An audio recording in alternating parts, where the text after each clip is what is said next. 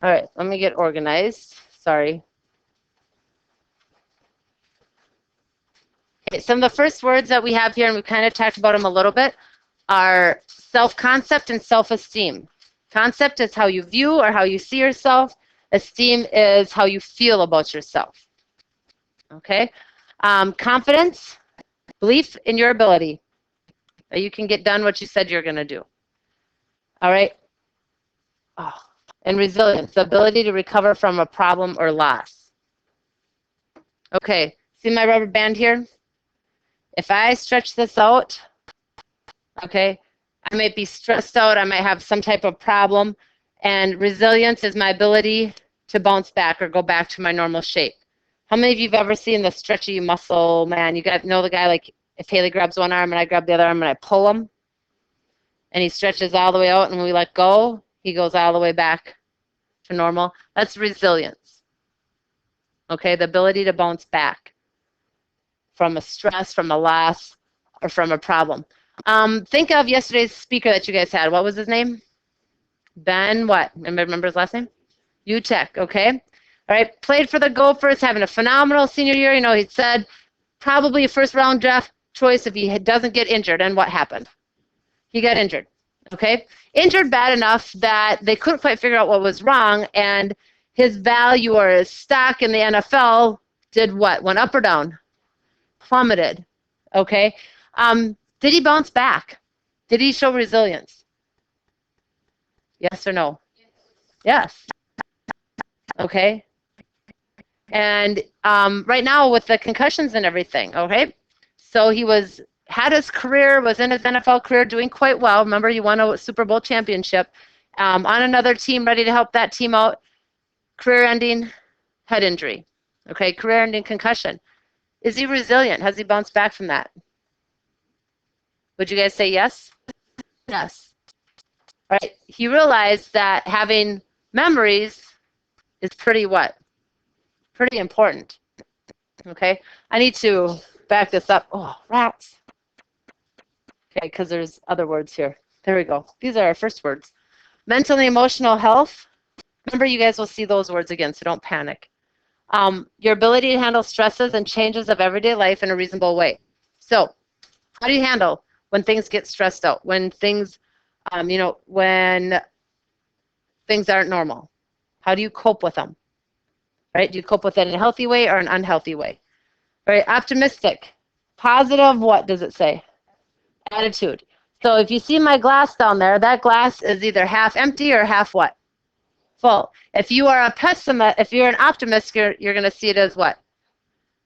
Half full. If I'm a pessimist, I'm going to see it as half what?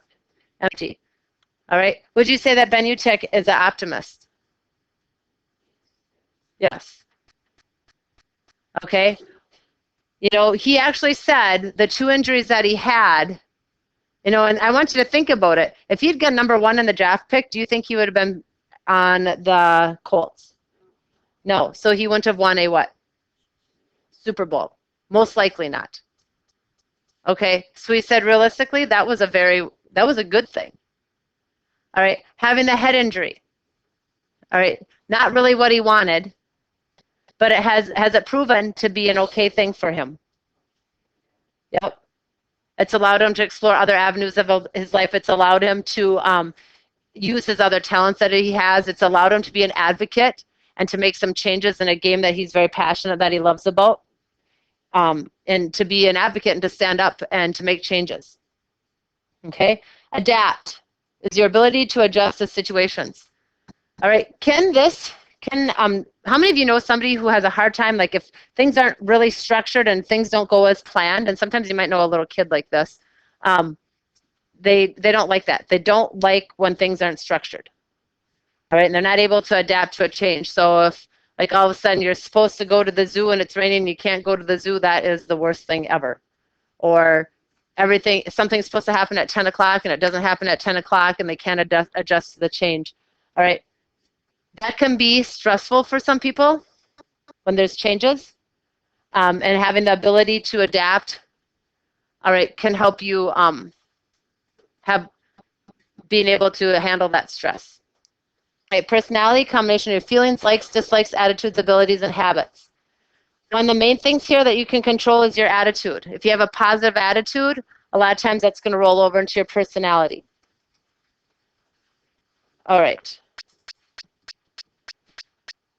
Okay, there's a video we're going to watch here. And while you're watching the video, I want you to think about question 2. But before this, explain why you think managing stress is important for teens. So why is managing stress important for you guys? First of all, do you guys have stress? Because I don't think you guys do. Do you guys have stress? Raise your hand. How many of you are stressed out at some point in time throughout the week? Okay, so why is it important for you to handle stress? Yes. Yep, I'll help you learn how to handle stress when you're older. Do you want to learn how to handle stress in healthy ways or unhealthy ways? Healthy ways. You want to learn how to cope with stress in healthy ways so you can have healthy habits and healthy styles. Like one way that people cope with stress is to use drugs, to smoke, to use alcohol. All right, to binge, to purge. All right, to when people have stress, it's to not eat at all. Okay, so if you're using coping skills that way to deal with stress, that's not healthy. Okay, so it's important to learn how to manage stress so you guys can learn healthy coping skills. All right, so number 2 says, explain why meditation might improve a student's performance in school. All right, what do you think the video is about, you guys? Very good, meditation. You guys are smarter than Mr. Ekron says.